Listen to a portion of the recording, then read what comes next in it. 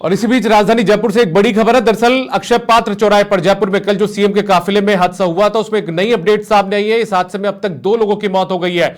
ASI Surendra Singh के बाद अब टैक्सी ड्राइवर की भी मौत हो गई है। घटना में गंभीर रूप से घायल टैक्सी ड्राइवर की मौत हो गई। महात्मा गांधी अस्पताल में इसका इलाज चल रहा था, जबकि 4 पुलिसकर्मियों का जीवन रेखा अस्पताल में इलाज जारी है। अलवर के काठ माजरा गांव में एएसआई सुरेंद्र सिंह का राजकीय सम्मान से जो अंतिम संस्कार है वो किया जाएगा, अंत्येष्टि उनकी होगी। लेकिन एक बड़ी खबर आपको बता दें, जिसका टैक्सी कार की वजह से टक्कर लगी थी, ये पूरा हादसा हुआ, उस टैक्सी कार का जो ड्राइवर था उसका भी निधन हो चुका है। उसने भी उपचार के दौरान जयपुर के महात्मा गांधी अस्पताल में दम तोड़ दिया है। तो एक बड़ी खबर बता रहे हैं, इस हादसे में अब 2 लोगों की मौत हो गई है। कल एएसआई सुरेंद्र सिंह ने जीवन रेखा अस्पताल में इलाज के दौरान दम तोड़ दिया था, लेकिन अब जो टैक्सी ड्राइवर है उसने भी दम तोड़ दिया। टैक्सी ड्राइवर का महात्मा गांधी अस्पताल में इलाज चल रहा था और उसने भी इलाज के दौरान दम तोड़ दिया। कुल 2 लोगों की मौत इस हादसे के अंदर यहां पर हो चुकी है। तो एक बड़ी खबर आपको बता दें, जिस टैक्सी की तरफ से टक्कर मारी गई थी, उस टैक्सी का जो ड्राइवर था पवन, उसकी भी मौत हो गई है। एएसआई सुरेंद्र सिंह की मौत पहले ही हो चुकी थी। आपको याद होगा, कल जगतपुरा इलाके के अंदर अक्षय पात्र चौराहे के पास में जब मुख्यमंत्री का काफिला निकल रहा था, तो इसी दौरान दूसरी तरफ से आई एक गाड़ी ने मुख्यमंत्री के काफिले में शामिल सबसे आगे चल रही एक गाड़ी को टक्कर मारी थी। बोलेरो गाड़ी थी, उसको टक्कर मारी थी।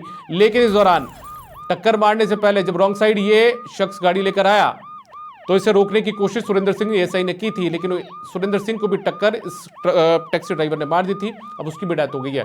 और ज्यादा जानकारी के साथ में सतवीर सिंह राठौड़ हमारे सहयोगी जुड़ चुके हैं। सतवीर, क्या ज्यादा जानकारी? अब 2 लोगों की मौत हो चुकी है इस पूरे हादसे में।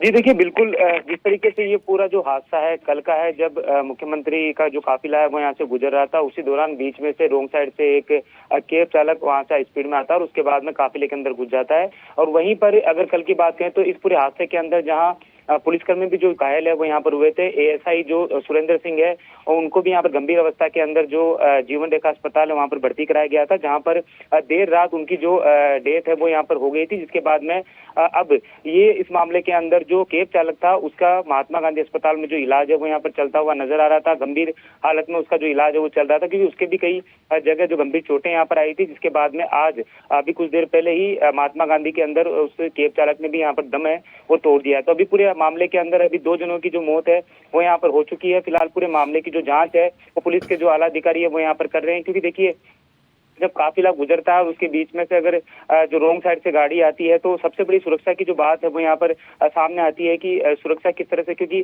जब सीएम का जब काफिला निकलता है तो सुरक्षा के चाक-चौबंद जो व्यवस्था है वो यहाँ पर की जाती है। लेकिन जिस स्पीड से वो रोंग साइड से कैब चालक आया था उसके बारे में पूरी जानकारी यहाँ पर जुटाई जा रही है। लेकिन अब तक से जो बड़ी खबर है वो ये है कि जो इस हादसे के अंदर जहाँ सुरेंद्र सिंह जो एएसआई है उनकी कल देर रात मौत हो चुकी थी इलाज के दौरान, तो वहीं पर अब जो कैब चालक था उसी की भी महात्मा गांधी में इलाज के दौरान मौत हो चुकी है। चलिए सतवीर, बहुत शुक्रिया आपका तमाम जानकारी के लिए। तो देखिए, कैब चालक का नाम पवन था, उसकी डेथ भी यहाँ पर हो चुकी है। इससे पहले एएसआई सुरेंद्र सिंह ने कल जीवन रेखा अस्पताल में इलाज के दौरान दम तोड़ दिया था। पवन की भी उपचार के दौरान महात्मा गांधी अस्पताल में मौत हो चुकी है। हालांकि इस पूरे मामले की जांच होगी, हादसे की जांच होगी। जयपुर की जो डीसीपी ईस्ट है तेजस्विनी गौतम, वो इस पूरे मामले की जांच करेंगे। उनको जांच की जिम्मेदारी इस पूरे हादसे की सौंपी गई है।